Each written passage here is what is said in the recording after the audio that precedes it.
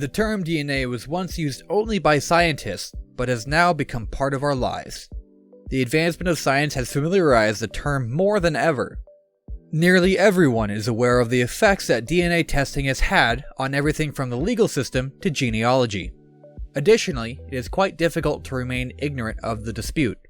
Many individuals are concerned about the potential uses of our DNA-based profiles now that it is theoretically possible for each of us to have one.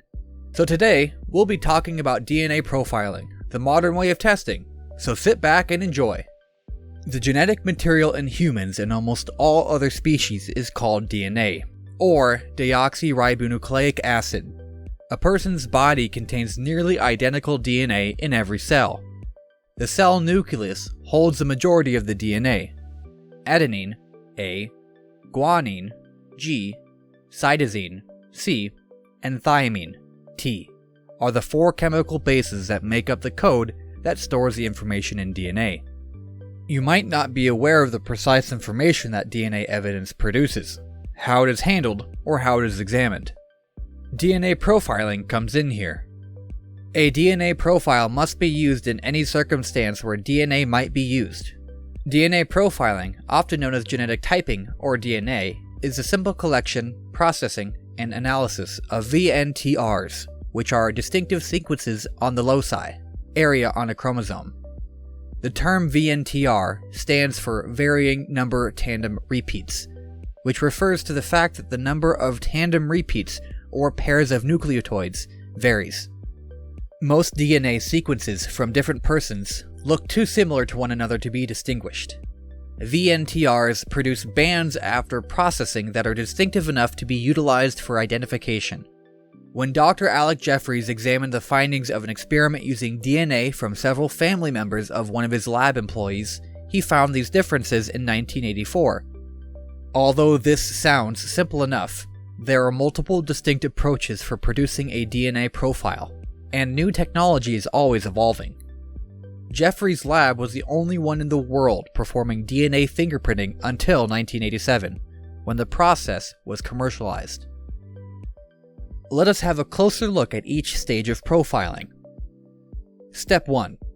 Take a sample, then separate the DNA from it. To create a DNA profile from a crime scene sample, researchers only require a very small quantity of DNA, roughly 100 micrograms. That little is easily satisfied by a few salivary cells on a straw. Step 2. Amplify the telltale regions. Millions of copies of the sample's distinctive DNA regions are produced using a potent technology called polymerase chain reaction, PCR. They focus specifically on sections called tiny tandem repeats, STRs, which are made up of short DNA units, only 4 or 5 nucleotides long, that are repeated repeatedly in a row. The fact that these regions contain different number of repeats from person to person makes them distinctive. 13 of these STR regions, all of which are found in the non-coding DNA between our genes, are examined for the quantity of repeating units they contain in criminal investigations.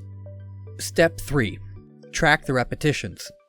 One type of fluorescent dye is added to each STR copy produced during PCR, allowing all DNA copies from a certain region to be identified from the other copies in the mixture. The mixture is put through a capillary electrophoresis machine to separate the different sized DNA fragments. The length of each STR region, and thus, the number of repeating units at each site, may then be determined rather simply from there. Step 4. Try to find a match. To be found guilty, a suspect must have identical STR repetitions across all 13 STR regions in the crime scene sample. According to the FBI, when all 13 STR sites exactly match, it is almost a given that you have located the guilty party. The likelihood of picking the incorrect person is roughly 1 in a billion. However, a single STR mismatch is sufficient to clear a suspect and prompt detectives to investigate CODIS, the country's database of DNA profiles, to solve the crime. Those were the steps. Now, let's look at its uses of it. The accuracy of DNA fingerprinting is astounding. Today, most nations maintain DNA data in much the same way police departments save copies of actual fingerprints. Establish a direct link between a piece of evidence and a suspect or rule them out completely. Another prominent use is genetic ancestry. People interested in family history, genealogy, can go beyond what they can learn from relatives or historical records by using genetic ancestry testing, often known as genetic genealogy. Analyzing DNA variants can reveal information about a person's ancestry and the connections between their family. People from particular backgrounds frequently share specific patterns of genetic variation. The more patterns of variation two people, families, or populations normally share, the closer they are related. This same method can be used to identify your parents, siblings, and any other possible relations. It also has various medical uses. It identifies and aids in discovering treatments for hereditary disorders and diseases in your family. We can be certain of the victim's identification when the nuclear DNA profile from the victim's remains sufficiently matches the nuclear DNA profile from a sample known to have come from the victim. In rare cases, nuclear DNA from family members can be used to identify the victim from the victim's remains. This technique is used to identify an unrecognizable body from a crime scene. That's all we have for you in today's video. We hope you found it informative. See you soon in another video. Goodbye until then.